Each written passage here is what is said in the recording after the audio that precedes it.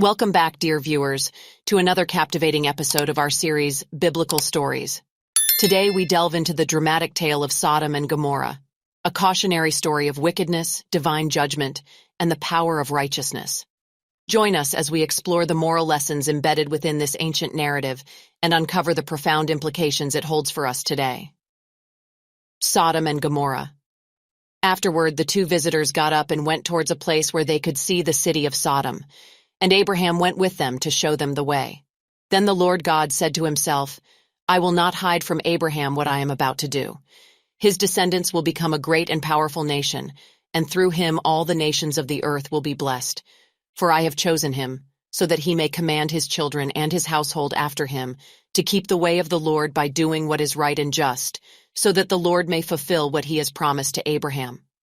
So the Lord said to Abraham, The outcry against Sodom and Gomorrah is great, and their sin is very grave. I will go down now and see if their actions fully justify the outcry against them. Then the two visitors turned away and went towards Sodom, but Abraham remained standing before the Lord. Abraham approached him and said, Will you really sweep away the righteous with the wicked? Suppose there are 50 righteous people within the city. Will you still destroy it and not spare the place for the sake of the 50 righteous who are in it?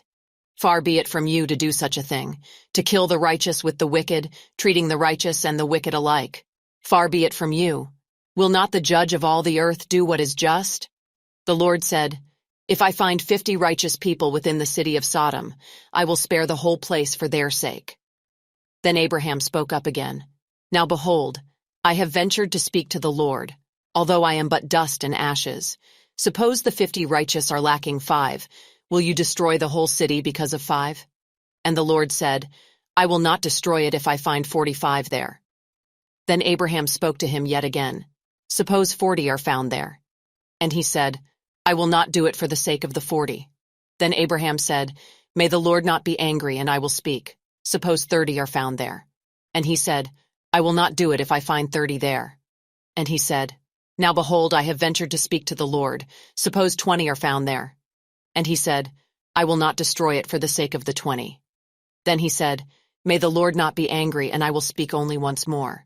Suppose 10 are found there. And he said, I will not destroy it for the sake of the 10.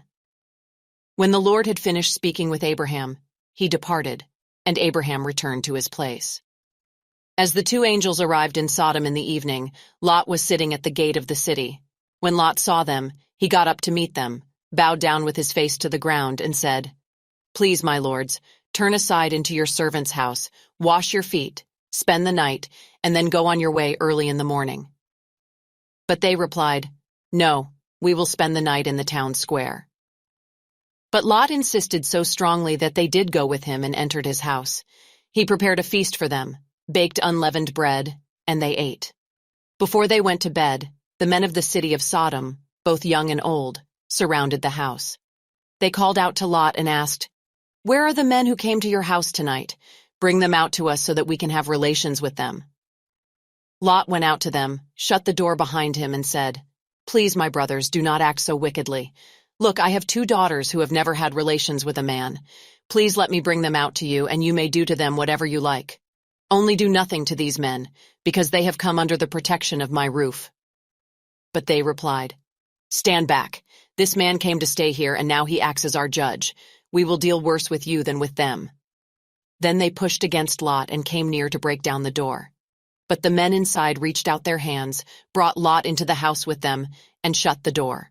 And they struck with blindness the men who were at the entrance of the house, both small and great, so that they gave up trying to find the doorway. Then the two visitors said to Lot, Do you have any other relatives here? Sons-in-law, sons, daughters, or any other relatives in the city? Bring them out of this place, for we are about to destroy it. The outcry against them before the Lord has become so great that the Lord has sent us to destroy it. So Lot went out and spoke to his sons-in-law, who were going to marry his daughters. He said, Hurry and get out of this place, for the Lord is about to destroy the city. But his sons-in-law thought he was joking. At daybreak the angels urged Lot on, saying, Get up, take your wife and your 2 daughters who are here, or you will be swept away in the punishment of the city. But Lot hesitated. So the men seized his hand and the hands of his wife and 2 daughters, because the Lord was merciful to him, and they led him safely out of the city, away from it. As soon as they had brought them out, one of them said, "Escape for your life. Do not look behind you, and do not stay anywhere in the valley. Escape to the mountains, or you will be swept away." But Lot said to them, "Oh no, my lords, please. Your servant has indeed found favor in your sight, and you have shown me great kindness by saving my life. But I cannot escape to the mountains, for the disaster will overtake me and I will die. Look, this town is near enough to flee to, and it is small. Please let me escape there. Is it not small? So that my life will be saved." And he said to him, "Behold, I grant you this request as well, not to overthrow the town of which you have spoken. Hurry, escape there, for I cannot do anything until you arrive there." Therefore the name of the town was called Zoar. By the time Lot reached Zoar, the sun had risen over the land. Then the Lord rained on Sodom and Gomorrah brimstone and fire from the Lord out of heaven, and he overthrew those cities, along with all the inhabitants of the cities and the vegetation of the ground. But Lot's wife, behind him, looked back and became a pillar of salt. Early in the morning, Abraham got up and went to the place where he had stood before the Lord. He looked down toward Sodom and Gomorrah and all the land of the plain, and he saw the smoke rising from the land like smoke from a furnace. So it came about, when God destroyed the cities of the plain, that God remembered Abraham, and he brought Lot out of the midst of the disaster when he overthrew the cities in which Lot lived. Lessons. 1. The consequences of sin. The story of Sodom and Gomorrah serves as a sobering reminder of the consequences of unrepentant sin. The cities had become engulfed in wickedness, leading to their ultimate destruction. This teaches us the importance of pursuing righteousness, for the choices we make have far-reaching consequences. 2. The power of intercession. Abraham's dialogue with God showcases the power of intercession. Through his earnest plea for the righteous, Abraham sought to spare the cities from destruction. This demonstrates the significance of praying for others and standing in the gap, appealing for mercy and redemption on their behalf. 3. The value of righteousness. The contrasting characters of Lot and the inhabitants of Sodom highlight the value of righteousness in the face of moral decay. While Lot displayed hospitality and sought to protect his guests, the people of Sodom embraced wickedness. This story reminds us of the importance of upholding moral values and living with integrity, even in the midst of a corrupt society. 4. The consequences of looking back.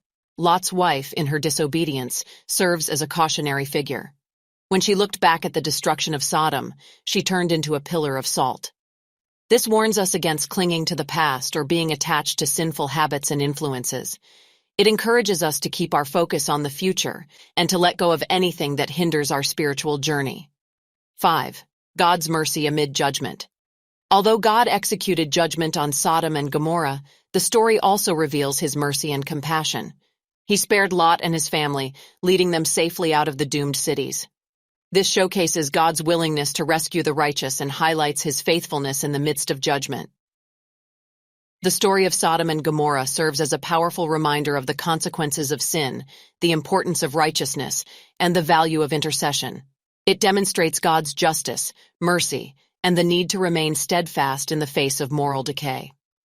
Join us in our next episode of Biblical Stories as we continue to unravel captivating tales from the annals of history, providing timeless wisdom for our lives today.